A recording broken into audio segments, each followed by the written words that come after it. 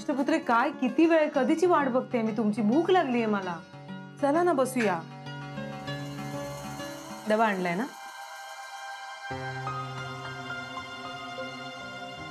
काय झालं?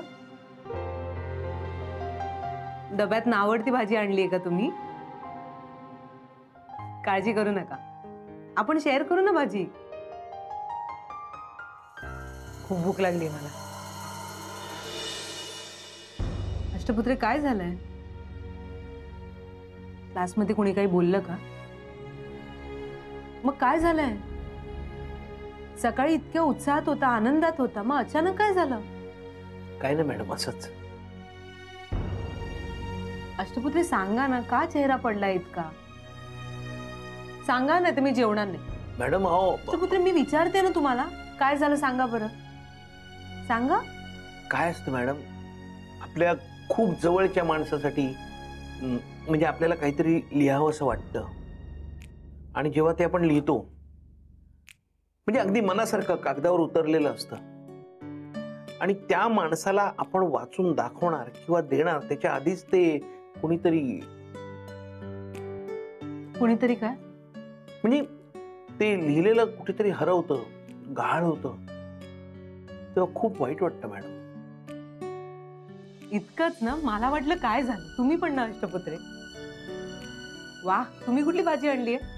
नाही मॅडम, ते म्हणजे राग येतो हो स्वतःचाच, खूप राग येतो. जर तुम्ही ते मनापासून लिहिलंय ना अष्टपुत्रे, तर कागद हरवला काय किंवा कोणी फाडला काय, काही फरक पडत नाही.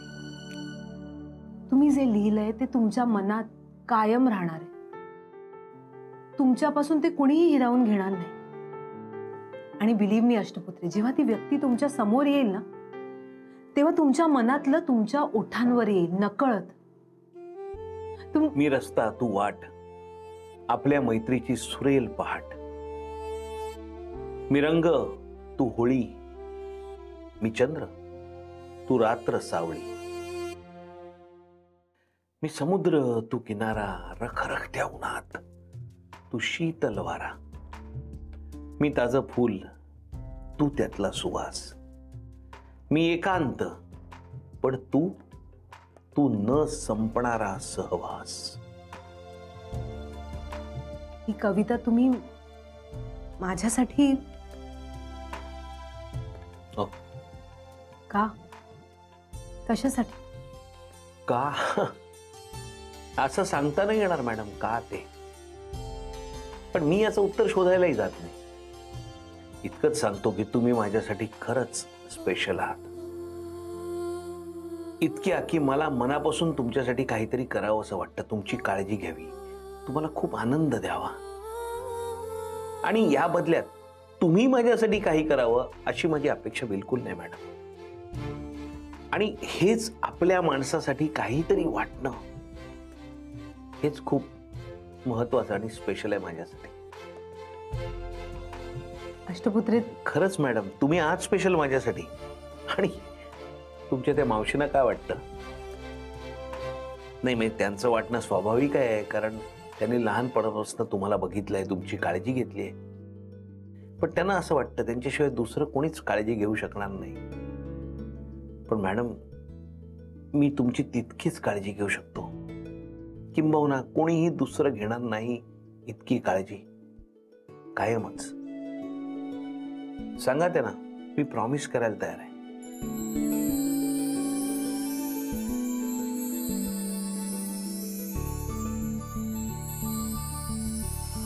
मॅडम मॅडम अहो चला लवकर. गुणाजी काय झालं? मॅडम लय बेकार राडा झालाय बाहेर. चला चला लवकर चला. चल, तुला लय मजा येते ना, याच्या पुढे मला तुझं थोबाड दाखवू नको सांगून ठेवतोय. ऐका ना माझं, असं का वागताय तुम्ही? आपण घरी जाऊन बोलू ना. इथे कशाला तमाशा करताय तुम्ही? तमाशा? तमाशा मी करतोय? अरे तू वाट लावलीस माझ्या आयुष्याची. अहो मी काय वाट लावली? सगळं तर मीच सहन करते ना. मग चुप, आवाज बंद. आणि परत माझ्या घरात आलीस ना तर तांगडं तोडून ठेवीन तुझं, सांगून ठेवतोय. पण माझी चूक काय ते तर सांगा ना. थोबाड लय जास्त चालतंय. तुझं थोबाडच बंद करतो. काय वाटलं तुला? काय चाललंय तुझं? तू जास्त मला काय चालू आहे तुमचं? हो, तुम्ही मध्ये बोलायचं नाही. फॅमिली मॅटर आहे आमचा. हा. आवाज खाली. हा माझा क्लास आहे आणि माझ्या क्लास मध्ये मला धिंगाणा नकोय सांगून ठेवते. आत्ताच्या आत्ता इकडून बाहेर व्हा, नाही तर पोलिसांना बोलवीन. पोलिसांची धमकी मला देतेस तू? तुला दाखवतो बरं वाटतं.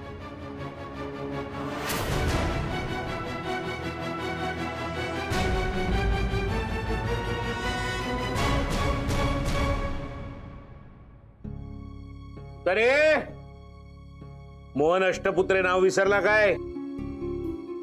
मागच्याच वेळेला सांगितलं होतं पुन्हा क्लासमध्ये येऊन तमाशे करायचे नाहीत. परत आठवण करून देऊ? त्या बायकांवर हात उचलणं, बायकांवर दादागिरी करणं, याच्यातच तुला पुरुषार्थ वाटतो काय रे? हीच मर्दुमकी गाजवणार तू? अरे बघ त्यांच्याकडे बघ. त्या आहेत म्हणून तुझा संसार चाललाय. आणि तू त्यांच्यावर का चिडतो? दारूला पैसे देत नाहीत म्हणून? अरे तुझी लायकी आहे काय अशी बायको मिळण्याची? हा? तुम्ही मला काय नाही करू शकत. हात नाही लावायचा मला, सांगून ठेवतोय. आणि तुम्हाला सगळ्यांना सांगून ठेवतोय, ही मला माझ्या आयुष्यात नकोय. कायमची मेली माझ्यासाठी. हिच्याशी माझा काहीच संबंध नाही आजपासून. मी जातोय. हो ऐका ना. अहो, तुम्ही असं केलं तर मी कुठे जाऊ? कुठे जाऊ? जा कुठे पण, मला सांगू नकोस. अहो, ऐका. लंके मॅडम जाऊ दे. त्यांची लायकी नाही. लंके मॅडम, प्रत्येक स्त्री आणि पुरुषाच्या नात्यात एक एक बारीक रेषा असते आणि जी दोघांनी ओलांडायची नसते. आज तुमच्या नवऱ्याने ती ओलांडली. नका जाऊ त्याच्या मागे. तुमचा नवरा जर का तुम्हाला एक स्त्री म्हणून, पत्नी म्हणून जर का मान देऊ शकणार नसेल तर त्या नात्याला काहीच अर्थ नाहीये. आणि आज जर का तुम्ही त्याच्या मागे गेलात तर तुम्ही स्वतःच्या नजरेत स्वतःचा मान घालवून बसा. वा वा वा वा वा वा वा मोहन वा. अरे काय भाषण दिलंयस तू. वा. अरे पण तुला एक गोष्ट कळतीये का? हा त्या दोघांचा घरातला मॅटर आहे, घरगुती मॅटर आहे त्यांचा. त्याच्यामध्ये तोंड घालायला कुणी सांगितलं रे तुला? काय गरज आहे त्याची? ते त्यांचं दोघं पाहून घेतील ना. बरोबर आहे म्हाते सर, पण घरगुती प्रश्न तेव्हाच असतो जेव्हा तो चार भिंतींच्या आत राहतो. आणि चार भिंतींच्या आतच त्याच्यावर उपाय शोधला जातो. जेव्हा तो असा चार चौघात चर्चीला जातो ना, तेव्हा तो घरगुती प्रश्न राहत नाही. आणि राहिला प्रश्न मी बोलण्याचा, तर मी केवळ भाऊ म्हणून माझं कर्तव्य पार पडतोय, बाकी काहीच नाही. मॅडम काय फिल्मी प्रकार लावले. अहो हे काय पिक्चर आहे का सिरियल आहे? तिथे तिथे बरं वाटतं हे असं ऐकायला, पण रिअल लाईफ मध्ये असल्या गोष्टी वर्कआउट होत नाही. काय बोलतोय मोहन तू? तू मला सांग, तिच्या नवऱ्याने तिला आता घराबाहेर काढलं, कोण घेणार तिची जबाबदारी? तू घेणार आहेस? मला सांग, तिच्या नवऱ्याने तिला उद्या घरात घेतलं नाही तर तू सांभाळणार आहेस तिला? मला सांग, उद्या जर तिला कुणीच घेत नसेल, मदत करत नसेल, तर तू तुझ्या घरात नेऊन ठेवणार आहेस का तिला? भाऊ म्हणतोस ना मॅडम. हे असली माणसं आहे ना, भावा भावा भावा खूप बोलतात, पण प्रत्यक्षात करायची वेळ आली ना की काही करणार नाही. बोल मोहन, आहे तुझ्यात हिंमत? सांभाळणार आहेस तिला भाऊ म्हणून तू? आहे. लंके मॅडम, जोपर्यंत तुम्हाला तुमच्या मनासारखं घर मिळत नाही, तुमच्या हक्काचा निवारा मिळत नाही, तोपर्यंत माझ्या घरी चला.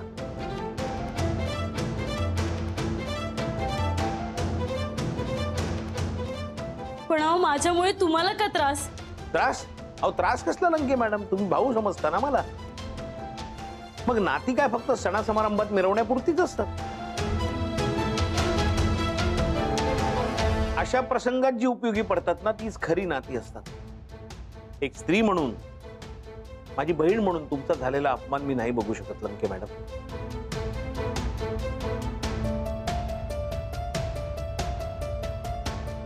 लंके मॅडम, तुम्ही माझ्या घरी चला. खरंच चला.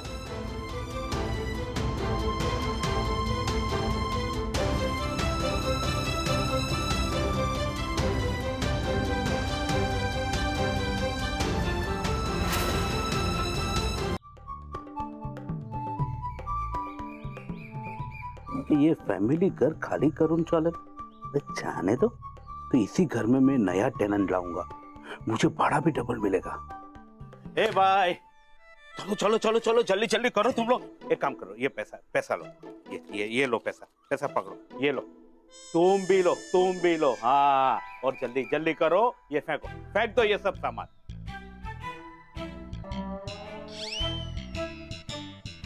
ए, दादा तुम दिखा तुम. अच्छा, हो, बराबर है.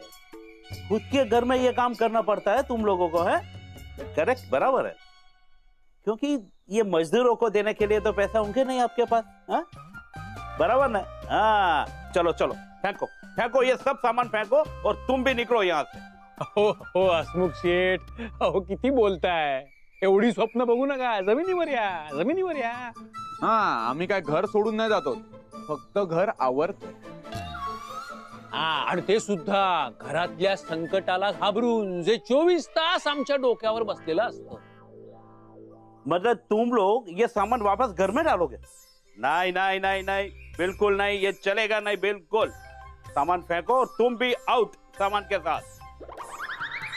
हसमुख शेठ, चिल. ए, पिशवीत काय आणलंय? ए, तुझे क्या मतलब? थैली में क्या है? क्या मतलब? अहो, पिशवीत ना छान वास येतोय जिलब्यांचा. एखादी द्या ना.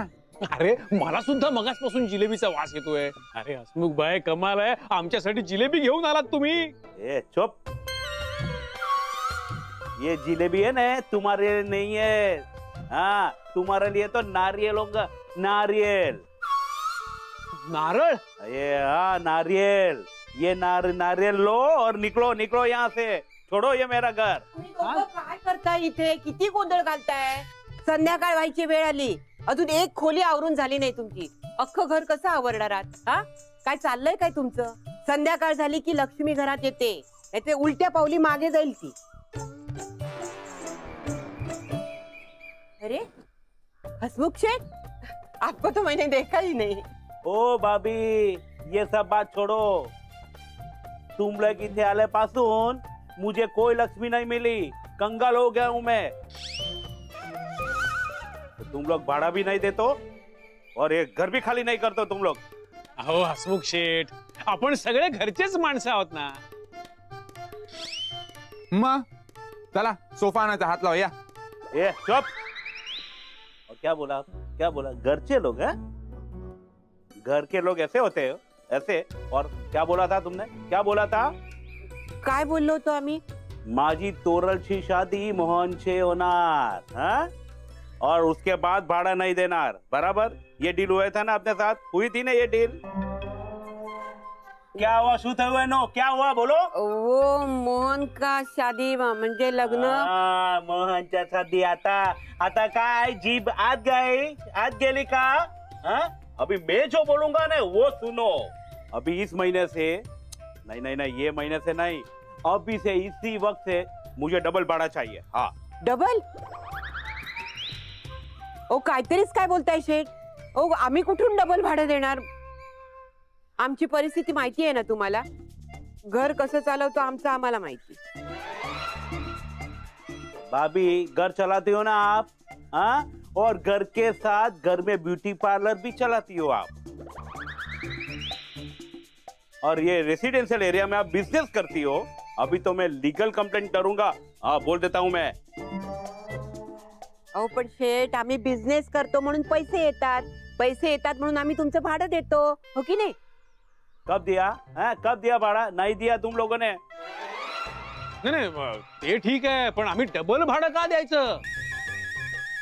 नाही, आम्ही नाही देणार डबल भाडं वगैरे. क्यों नहीं देना? हाँ? देना पड़ेगा. और मैं डिसाइड करूंगा किती भाड़ा पाहिजे.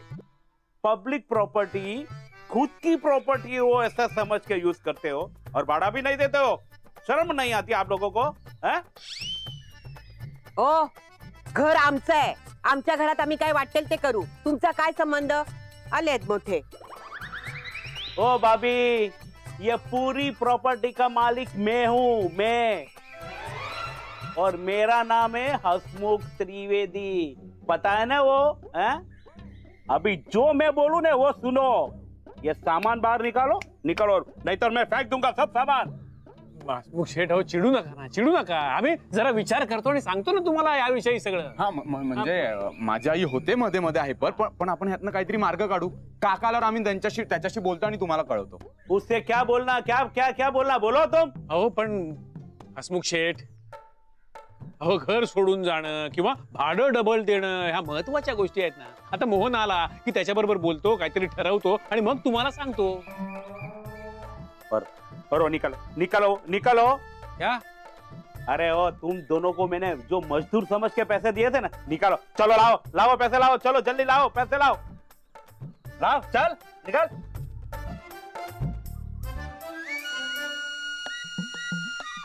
का काय समजतो काय हा माणूस? नाही खरं बोललीस तू. हातातली लक्ष्मी गेली, अशी आलेली गेली. तू चूप रे. हा काय माणूस आहे का? हा, ही काय पद्धत झाली वागायची? आम्ही सुद्धा घरंदाज घरातली माणसं आहोत म्हणावं. अगं तो तसं बोलणारच, त्याचा फायदा बघतो ना तो. तू लक्ष देऊ नकोस, जाऊ दे. काय लक्ष द्यायचं नाही ते काय नाही. आता नीट बोललंच पाहिजे. काय, कशाबद्दल?